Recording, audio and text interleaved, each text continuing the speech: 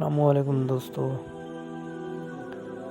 اسلامی تاریخ میں اندلس کی فتح کے مرکزی کردار طارق بن زیاد کی شخصیت پر سرار پہلوؤں سے بھرپور ہے۔ ان کی ذاتی زندگی سے متعلق بہت سی کہانیاں اور داستانیں موجود ہیں۔ طارق کی شخصیت کے ساتھ ابتدائی طور پر جو کارنامہ مربوط ہوا وہ عربوں کی مملکت فرنگیا میں داخلے کا خوب پرانا ہے۔ مسلمانوں نے 8ویں صدی عیسوی کے حوالے سے 15ویں صدی تک تقریباً 800 برس وہاں اپنی حکمرانی کا سکہ چلایا۔ طارق بن زیاد کو اموی خلیفہ الولید بن عبد الملک کے دور میں مراکش میں موسیٰ بن نصیر کی فوج کے کمانڈر کے طور پر جانا گیا۔ اپنی قائدانہ صلاحیتوں کے سبب وہ جلد ہی نظروں میں آ گئے اور انہیں تنبئے شہر کا گورنر بنا دیا گیا۔ البتہ طارق کی شہرت کا بنیادی سبب اندلس اور اس کی فتح سے قبل نگرانی کی کارروائیاں ہیں۔ ان کے نام سے موسوم جبل طارق آج بھی تاریخ عظیم سپہ سالار کی گواہی دیتا ہے۔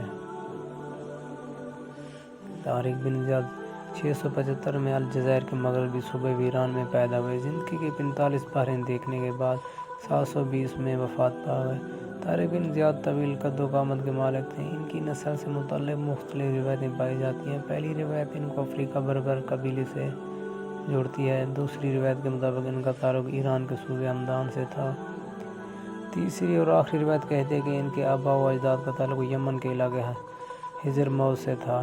طارق بن زیاد کے نسل کی طرح ان کی زندگی کا اختتام بھی اسرائیلیت کے پردوں میں دبا ہوا ہے۔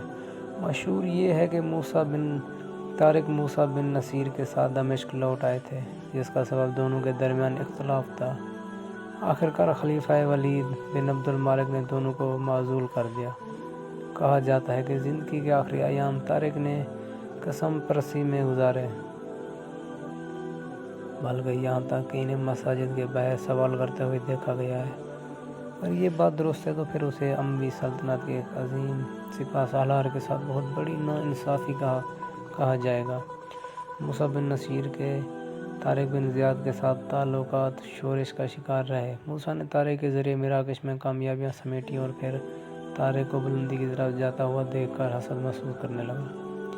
بعد ازاں اس کہانی نے افسانوی صورت اختیار کر لی اور دونوں کے درمیان اختلافات کا سبب قیمتی پتھروں سے مرصع ہے سونے کا ایک میز پوش قرار دیا جس کو حضرت سلیمان علیہ السلام سے منسوب کیا جاتا تھا۔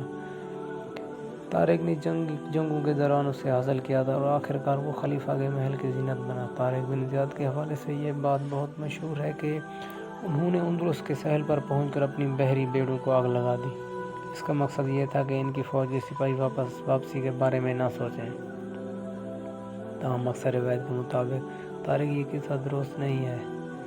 علامہ ادریسی کی کتاب نہضۃ المشتاق فی اختراق الآفاق کے سوا یہ بات کسی اور جگہ مذکور نہیں ہے۔ ادریسی کا دور فتح اندلس کے 5 صدیوں بعد تھا۔ ان تمام امور کے باوجود طارق بن زیاد کا نام تاریخ میں امر ہو کر متعدد مقامات کے ساتھ منسوب ہو چکا ہے، جن میں سرفہرست جبل طارق ہے۔ سال 2012 میں برطانیہ کے مرکزی بینک نے جبرالٹر کی حکومت کے لیے 5 پاؤنڈ کا ایک کرنسی نوٹ جاری کیا جس پر طارق بن زیاد کی تصویر تھی۔ جی دوستو، اگر ویڈیو اچھی لگے تو آپ سے ریکویسٹ ہے ہمارے اس چینل کو ضرور سبسکرائب کریں اور بیل دبا دیں تاکہ ہر ویڈیو آپ تک پہنچ رہے۔ جی ویڈیو دیکھنے کا شکریہ، ملتے ہیں نیکسٹ ویڈیو میں۔